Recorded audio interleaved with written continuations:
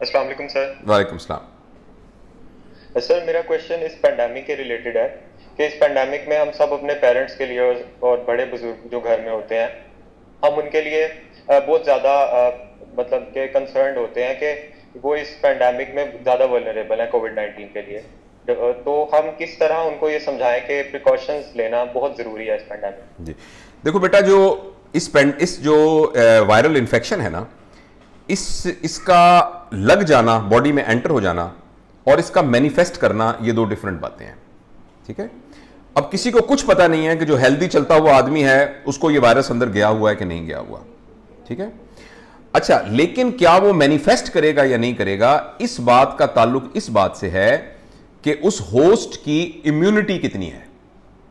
तो आपने जो अपने पेरेंट्स की, या घर में और बुजुर्ग आपके ग्रैंड पेरेंट्स हैं, या वो लोग जो बहुत उम्र सीधा नहीं है मगर उनको कोमॉर्बिडिटीज हैं। फॉर एग्जांपल, एक आदमी है, चाहे वो यंग एज का ही है मगर वो स्टीरॉइड्स पर है, या उसको ब्रोंकल एज्मा है, या उसको डायबिटीज मेलाइटिस है, या वो और दवाइयां लेता है। तो ये जो सारे लोग हैं, इन सब लोगों को इस वायरस से बचाने का जो अहम नंबर 1 पॉइंट है वो ये है कि उनकी इम्यूनिटी बेहतर होनी चाहिए। और हम उनकी इम्यूनिटी को बेहतर करने के लिए जो चीजें कर सकते हैं वो 5-6 चीजें हैं। पहली बात तो यह है कि उनकी डाइट प्रॉपर होनी चाहिए।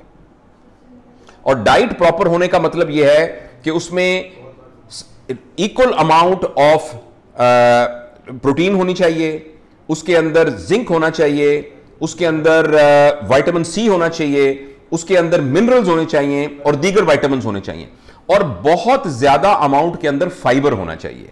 और अगर इस सारी को मैं सम अप करके आपको कोई रेसिपी बना के दूं तो मैं ये कहूंगा कि सफिशिएंट फ्रेश फ्रूट्स होने चाहिए, सफिशिएंट रॉ वेजिटेबल होनी चाहिए, चीजें वो होनी चाहिए जो कम से कम किचन से होके आए।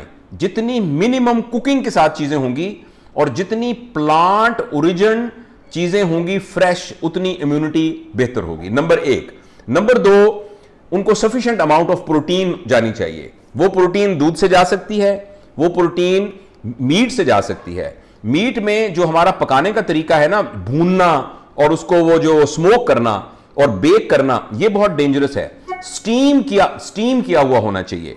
तो ये सफिशिएंट अमाउंट ऑफ प्रोटीन। उनकी हाइड्रेशन बेहतर होनी चाहिए, बार बार वो पानी पीते रहें। प्रेफरेबल ये है कि कोई सिट्रस का जूस बार बार पीते रहें, जैसे नींबू डालकर, अब तो खैर वो किन्नू वगैरह खत्म हो गए हैं, तो फ्रेश फ्रूट पीते रहें। अच्छा, जो फ्रूट का जूस है वो भी सिर्फ स्क्वीज किया हुआ पानी ना हो बल्कि क्रश किया हो। मैं अपने घर में यूं करता हूं कि चुकंदर, टमाटर, खीरा, आलू बुखारा, खुबानी, आम, ये जो कुछ मिलता है इन सब को पकड़ के और ब्लेंडर में क्रश कर दिया, और वो हर दफा कोई ना कोई मजेदार नया टेस्ट बन जाता है विदाउट पुटिंग एनी एडिटिव, कोई शुगर नहीं। तो ये उनकी डाइट के अंदर सफिशिएंट होना चाहिए। This is number 1 diet.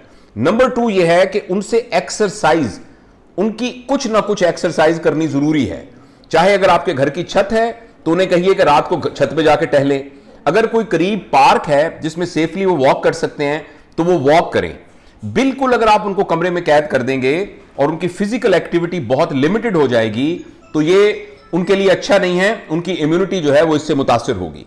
तीसरी बात यह है कि उनकी सफिशिएंट स्लीप होनी चाहिए। और सफिशिएंट स्लीप का मतलब यह है कि कम से कम उनको 6 घंटे सोना चाहिए सफिशिएंटली। ये 3 बातें हो गई। और चौथी जो सबसे अहम बात है, मेरे एक बुजुर्ग हैं, वो कहते हैं कि मेरे बच्चों ने तो हिफाजत के नाम पर मेरा नाक में दम किया हुआ है। अबू ये ना करें, अबू ये ना करें, इधर ना जाएं, अबू आपको कुछ हो गया तो हम क्या करेंगे।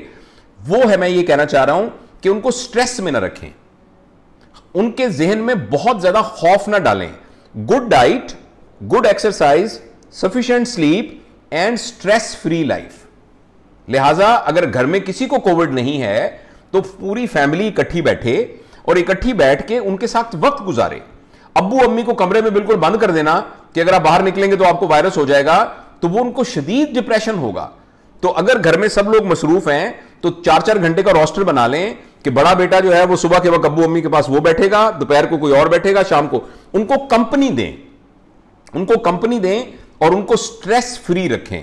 और इसके अलावा मैं ये भी सजेस्ट करूंगा कि जो आपकी एज के हेल्दी लोग हैं वो तो सफिशिएंट फ्रूट ले लेंगे तो उनको विटामिन और मिनरल मिल जाएंगी, मगर जो एल्डरली लोग हैं उनको जिंक कंटेनिंग मल्टीपल विटामिन की कोई सप्लीमेंट भी दें। विटामिन सी की गोलियां मिल जाती हैं और इस तरह जिंक कंटेनिंग मल्टीविटामिन भी मिल जाते हैं, तो वो भी दें। तो ये तमाम चीजें अगर हम करेंगे तो इंशाल्लाह हमारे बुजुर्ग महफूज रहेंगे।